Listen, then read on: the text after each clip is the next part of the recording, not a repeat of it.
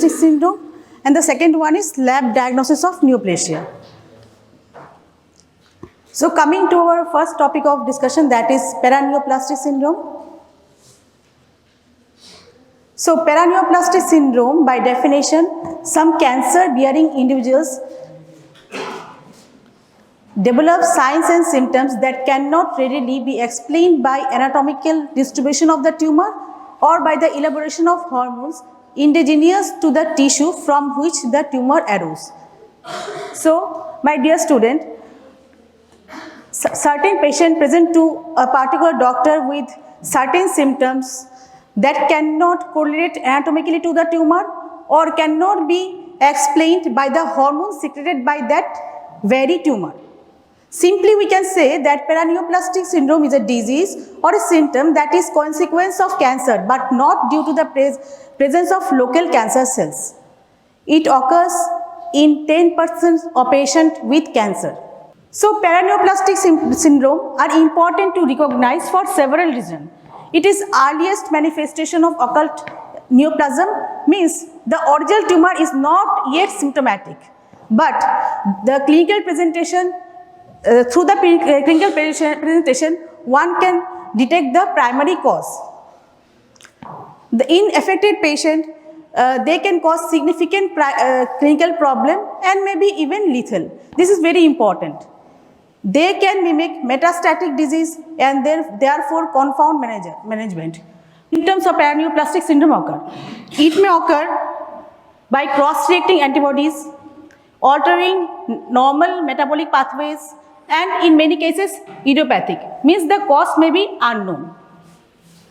This is a very long list of paraneoplastic syndrome you will get in your textbook.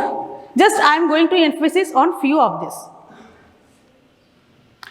Paraneoplastic syndrome associated with few syndromes like endocrinopathies, neuromyopathic syndromes, nerve or muscle related disorder, dermatologic or skin manifestation, osseous or bony manifestation, and vascular hematologic manifestation.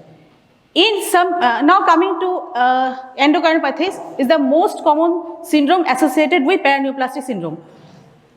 In endocrinopathies, in few small cell carcinoma of lung, pancreatic carcinoma, and few neural tumor, they release a hormone called adrenocorticotropic hormone or adrenocorticotropic-like substance which cause Cushing syndrome. In few patients with squamous cell carcinoma, breast carcinoma, and renal carcinoma, they release parathyroid hormone-related protein which causes hypercalcemia. See, hypercalcemia in squamous cell carcinoma, in 50% of patients of squamous cell carcinoma, they develop hypercalcemia as paraneoplastic syndrome. See, this is a patient with Cushing syndrome. As I have told earlier, Cushing syndrome most commonly associated with which cancer? It is an endocrinopathy, na? So it is mostly associated with small cell carcinoma of lung. Here, the patient will have thinning of hair, moon-like faces, buffalo hump, increased facial hair, truncal obesity, and thinning of extremities. Now, in few patients with renal cell carcinoma, in a few benign brain tumor like cerebellar hemangioma, they release hormone erythropoietin, which cause polycythemia. In few patients with ovarian cancer, fibrosarcoma, they release insulin or insulin-like substance, which causes hypoglycemia. Now coming to the neural and myopathic syndrome, neuromyopathic syndromes, in few patients with bronchogenic carcinoma and thymic neoplasm, they causes immunological attack to normal tissues, which cause myasthenia or myasthenia gravis-like symptoms, and in few cases peripheral neuropathies, encephalitis, and cortical cerebral degeneration. Now coming to the dermatologic manifestation, in few patients with gastric carcinoma, uterine carcinoma, they causally attack, immunological attack on the skin and causes increase in epidermal growth factor, which causes black patches and thickened hyperkeratotic skin in the underarms. Is the typical name of this is acanthosis nigricans. Now coming to the osseous manifestation, this bony manifestation in patient with bronchogenic carcinoma and thymic neoplasm. In few cases, they develop hypertrophic osteomyopathy. Now, most common paraneoplastic, can anyone tell me, as I have discussed earlier, most common paraneoplastic syndrome associated with squamous cell carcinoma of lung? That is small cell carcinoma. And with squamous cell carcinoma? Yes, yes, good. Now coming to our, actually the paraneoplastic syndrome is very important for you all. Now the second topic is lab diagnosis of cancer. So always remember, clinical data are invaluable for accurate pathological diagnosis. Lab diagnosis of cancer consists of histological methods, cytological method. In the cytological method, there is fine needle aspiration cytology, exfoliative cytology, immunohistochemistry and cytochemistry, and flow cytometry. Every year, the lab diagnosis of cancer becoming more complex, more sophisticated, and more personalized. So there is a gain, allowing people to receive therapy that is tailored to molecular characteristic of particular tumor. So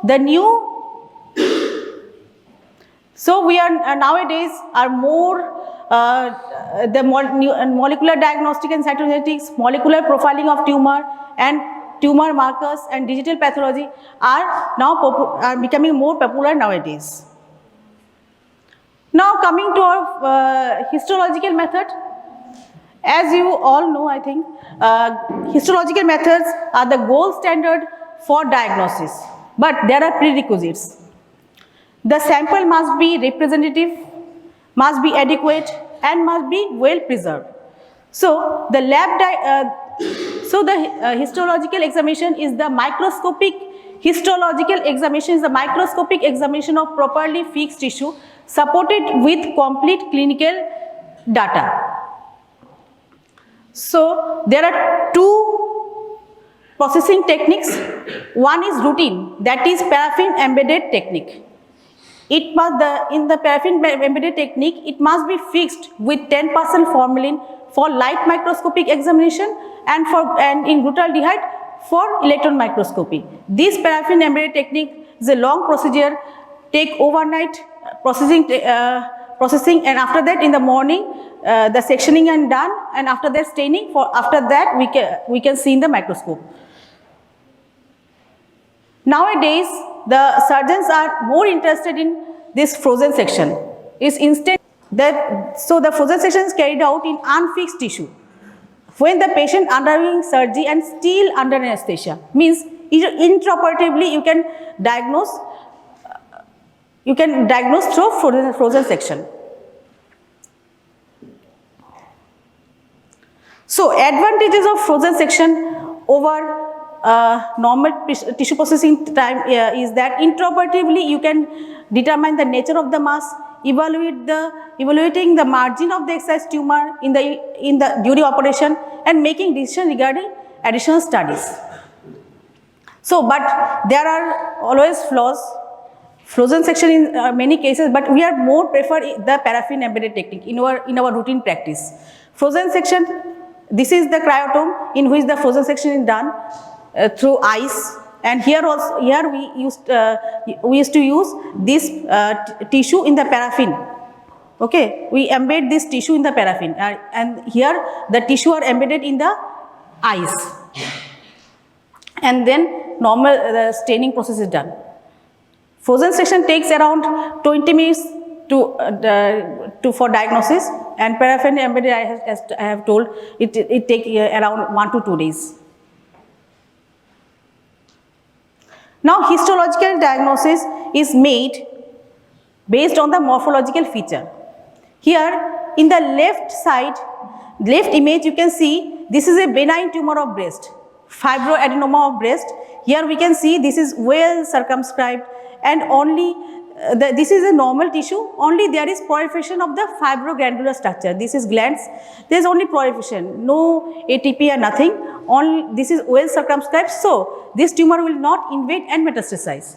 Whereas in the left picture, right picture, you can see this is a malignant tumor where there is the lack of differentiation of cell. The cells are becoming more anaplasia and dysplasia and having mitosis, and they are very prone to invade and metastasize. So this is case of breast cancer, and this is a case of fibroadenoma, benign tumor, that is fibroadenoma of breast. It has been done, na? Fibroadenoma of breast. Now coming to the cytological method. Cytological methods for diagnosis consist of exfoliative cytology and fine needle aspiration cytology. Exfoliative cytology is the study of the cell shed off into the body cavities, whereas the fine needle aspiration cytology is study of cells by fine needle introduced under the vacuum into the lesion. Now coming to the exfoliative cytology. Exfoliative cytology, as I have told earlier, that in cytological method there are two, one is exfoliative cytology and there is fine needle aspiration cytology. So coming to first, that is exfoliative cytology. It is the study of spontaneously exfoliated cell from the lining of an organ into the body cavities. Can anyone tell me some body cavities in human? Body cavities in human? And more common, more pleural body cavities, pleural, pericardial, peritoneal, abdominal, cranial, all are body cavities. So what is body cavity?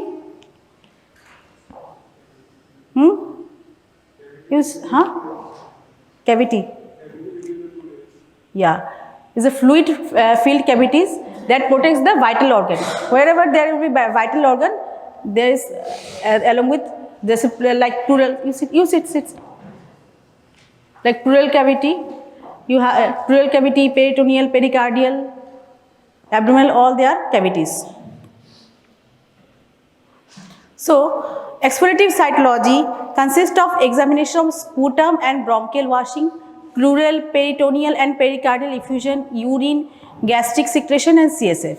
The method is based on microscopic identification of the characteristic of malignant cell which are incohesive and loose and shed off or exfoliated into the lumen. Means, as you know, the malignant cells are more prone to what are the features of malignant cells?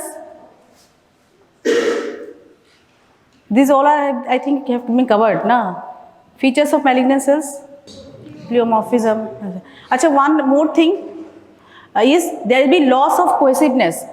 Lack of cohesiveness is also a feature of malignancy. Okay, so this patient, so if their cells is having incohesive, so they will be loose and they will be exfoliate to the lumen. So the cells we get through exfoliate in the exfoliative cytology will get the cells which has been exfoliated into the lumen. Okay, or the body cavities.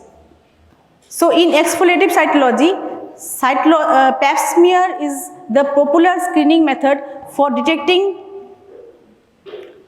dysplasia, carcinoma in situ and invasive carcinoma of uterine cervix. In exfoliative cytology, Pap smear is a popular screening method, okay, for detection of cervical cancer.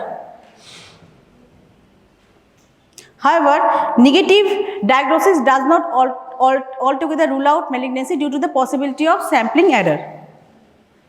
Now, here we can see this is a Pap smear, okay. The above picture, you can see this is a normal smear of uterine cervix. Here, there is layers, this superficial squamous cell and this is an intermediate squamous cell.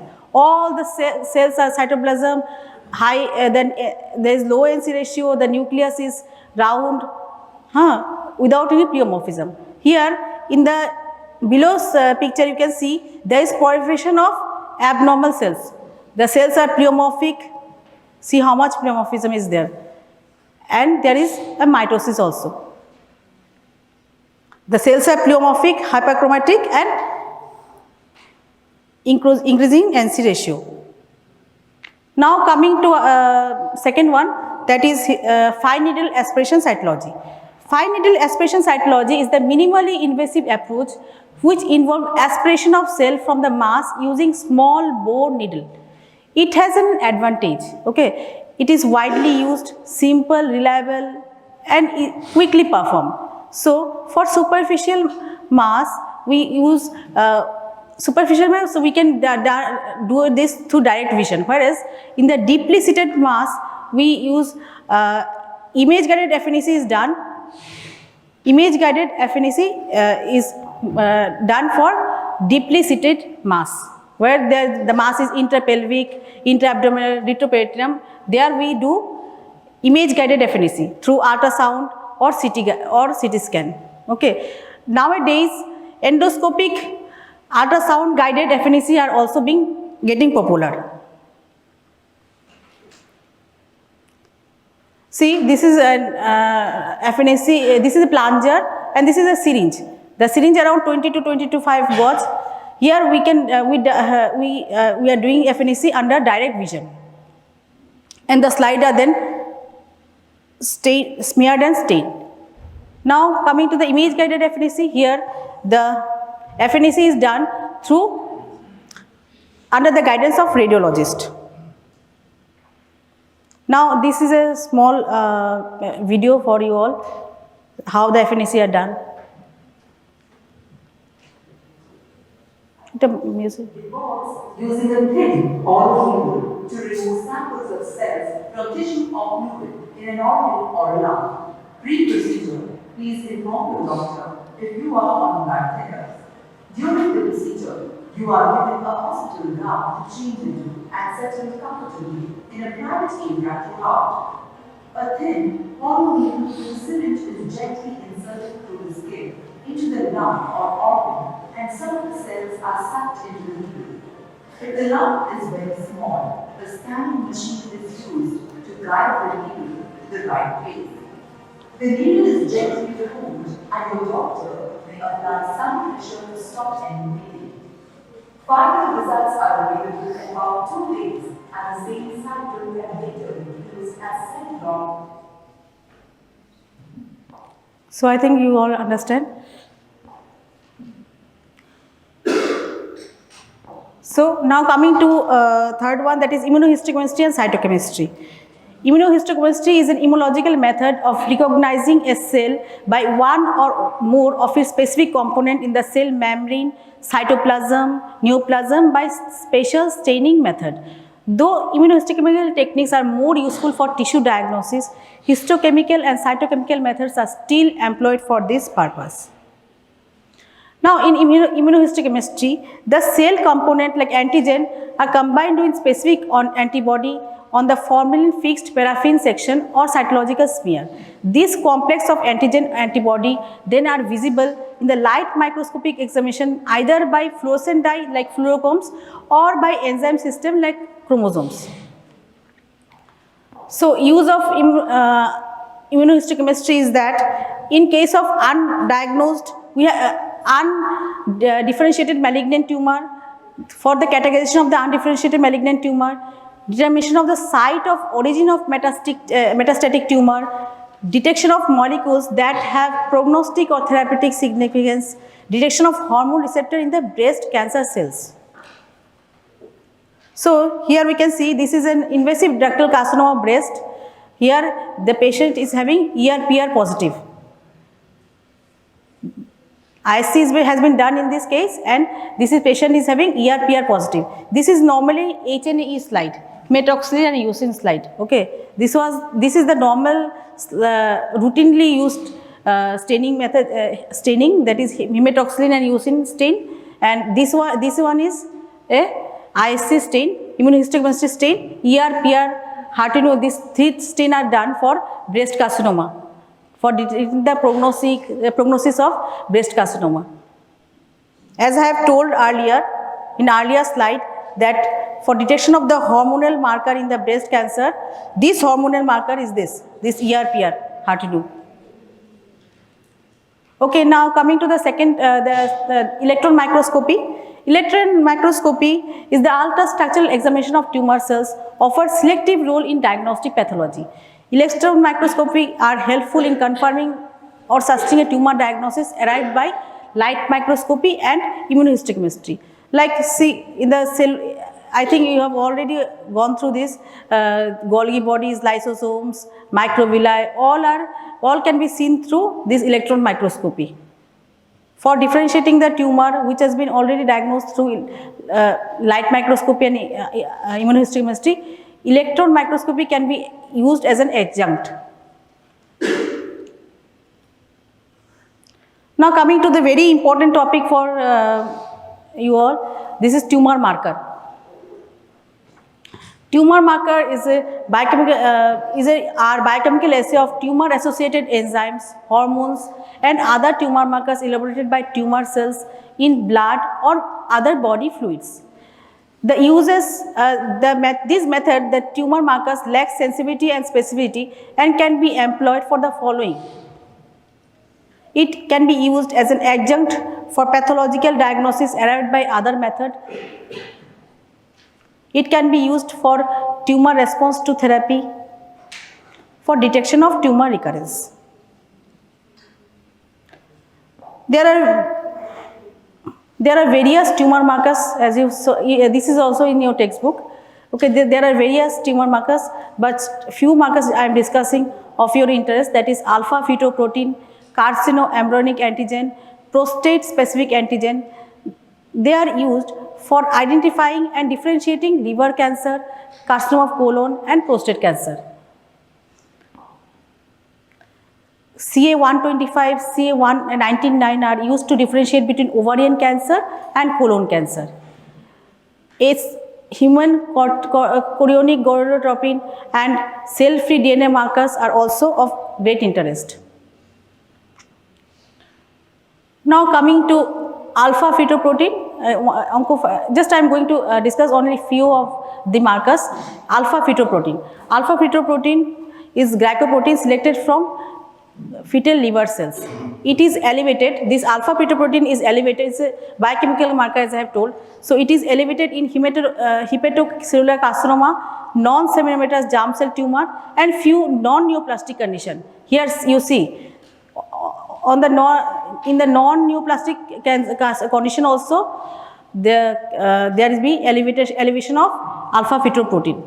So hepatitis, cirrhosis, pregnancy, toxic liver injury, they are also having increase in alpha fetoprotein. So carcinoembryonic antigen. Carcinoembryonic antigen is a glycoprotein secreted from gut, pancreas, liver.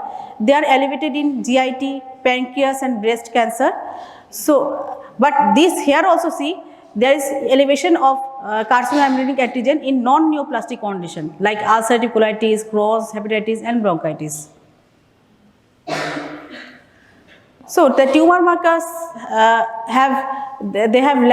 lack sensitivity and specificity. As I have told, most of the products are secreted by normal body cells. So biochemical estimation of this product, detect the total substance, not the tumor alone. So recent advances of the tumor marker. Tumor markers are very sensitive. This is the sensitive test that identify. You can add this to fetch good marks. The sensitive test that identify the specific dimer mutation in DNA isolated from urine, blood or stool that has been developed for increasing accuracy, sensitivity and specificity. It may be possible to detect multiple driver mutation in the single liquid biopsy. RNA shared from the tumor cells into blood is amenable for molecular profiling. Now coming to the other modern aids, coming to the flow cytometry. Flow cytometry is a computerized technique by which detailed characteristics of individual tumor cells are recognized rapidly and quantitatively. It requires viable cells in suspension like blood and fluid. The method employed by identification of cell surface antigen. Through this, classification of tumors of T and B lymphocytes can be done, well, means leukemia and lymphoma, and DNA content analysis. Now, advantages of the flow cytometry over immunohistochemistry is that multiple antigens are assessed simultaneously on individual cells using combination of specific antibodies linked to different fluorescent bodies. This is a flow cytometry. Here we can see the cell suspension is allowed to pass through a cytometer. This is cytometer. The cell suspension is allowed to pass through a cytometer and made to flow in a single line. Okay, made to flow in a single line. This laser beam emit and strike the cells, which causes forward scatter and side scatter. Both of these proportion, the forward and side scatter, the proportion of these both deflection, these deflections, forward scatter and side scatter, are then it can be seen by a detector called a specialized detector, which this detector, first of all, they detect this particle and then they plot this in this dot plot graph. This is a short video of 30 seconds, you can see, of flow cytometry procedure.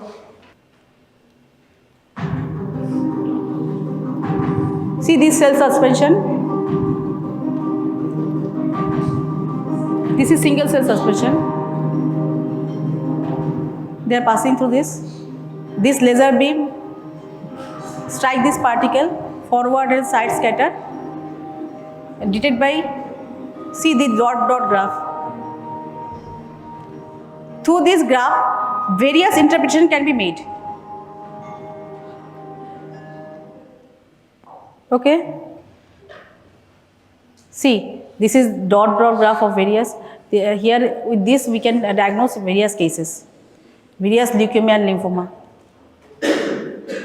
Now coming to the molecular diagnosis, the techniques that used for biochemical markers in the genome, two commonly used are FISH and PCR.